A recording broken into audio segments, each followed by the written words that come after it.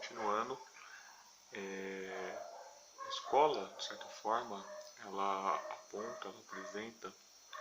uma concepção, né, criada no contexto onde basicamente a ciência é vista, né, como um grande modelo de conhecimento. E eu entendo que esse pressuposto ele aparece de certa forma, né, no ambiente da própria escola, né, como um lugar onde as pessoas vão para estudar, para ter conhecimento. E de certa forma, como você elabora a aula, como se cria a aula, você de certa forma absorve esse pressuposto, essa visão. E algumas vezes, né, dependendo da situação, a gente não coloca em debate o que a ciência hoje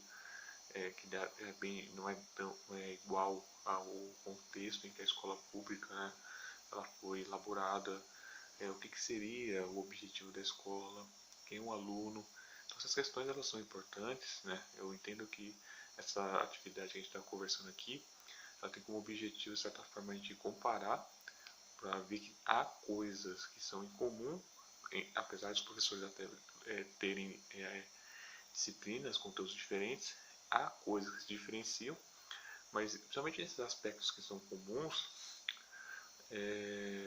há alguns debates que têm que ser feitos que tem a ver com o que é colocado, qual é o objetivo da educação, o que aluno que a gente tem e outras coisas, né? Que de certa forma auxilia a gente entender algumas coisas que muitas vezes a gente acaba na prática cotidiana não colocando em debate, né?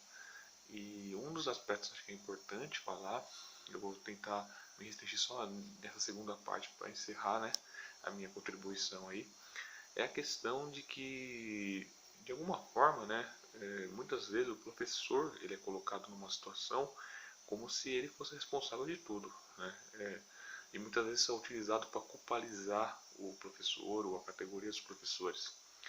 E na verdade o papel do professor é como de qualquer outro indivíduo, quando você vê a ciência, entende que de certa forma há um limite muito grande do que nós sabemos sobre nós, sobre o mundo que está ao nosso redor, e que é muita pretensão você querer acreditar que você possa resolver tudo isso, e que a educação ela vai, digamos assim, resolver todos os problemas da humanidade, todos os problemas da nossa sociedade, né? Há um limite tanto para a educação como para a ação do próprio professor, há um limite, né? Há uma diferença entre o que é o mundo